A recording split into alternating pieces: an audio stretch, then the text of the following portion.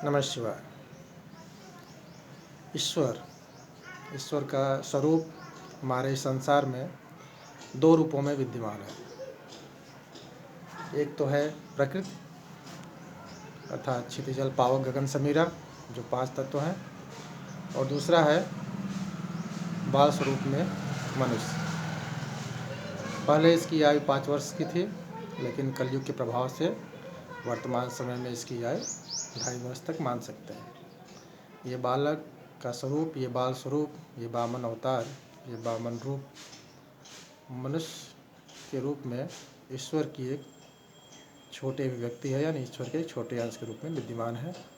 और उसके जो क्रियाकलाप हैं वो ईश्वर स्वरूप ही होते हैं और हमेशा ईश्वर की मूल रूप को ही परिभाषित करते रहते हैं, यानी सत्यम शिवम सुंदरम का भाव ही उनके अंदर विद्यमान रहता है।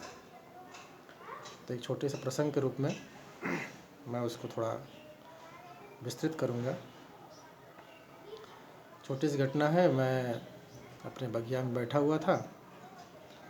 अचानक ही बगिया के बाहर कुछ छोटे बच्चे, जो बहुत ही छोटे हैं, 2.5-3 वर्ष के बच्चे थे, और आपस में खेलते रहते हैं और खिलौनों के लिए उनके बीच वाद विवाद होता है। और उसी में से एक बालक रोता हुआ अपने घर की ओर चला जाता है और थोड़ी ही देर में उनके माता पिता उस वाद विवाद को आगे बढ़ाते हुए उसमें सम्मिलित हो जाते हैं और वो जो वाद विवाद है वो बड़े स्तर पर हो जाता है और अभिभावकों के बीच वो वाद विवाद प्रारंभ हो जाता है। कहने का तात्पर्य है कि ये जो हमारा संसार है ये वाद विवादी है। जब हम संसार में फंस जाते हैं, यानी संसार के प्रपंचों में धर्म अधर्म, क्या सही क्या गलत, इन सबों में बंध जाते हैं और हमें कुछ भी समझ नहीं आता, तो उस बालक स्वरूप की तरह हम दौड़ते हुए अपने घर की ओर जाते हैं।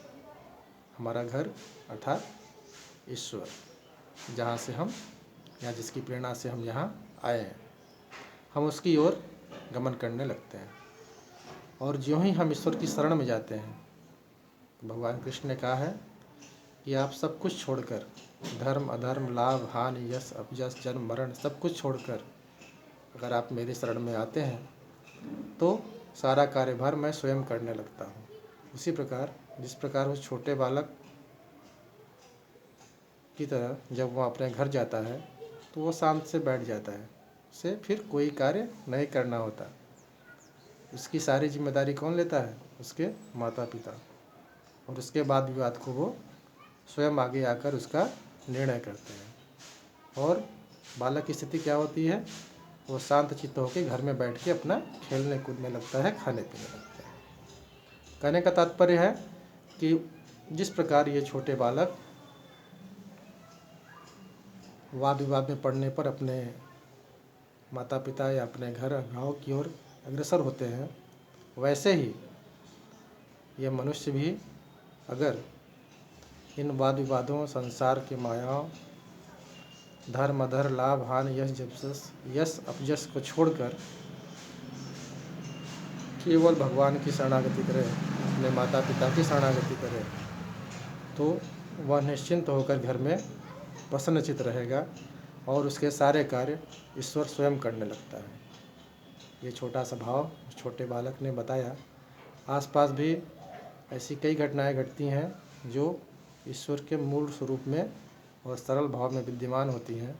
आप उसको जानें, पहचानें, मनन करें और जीवन में लाने का प्रयास करें। जीवन सुखी हो। नमस्कार।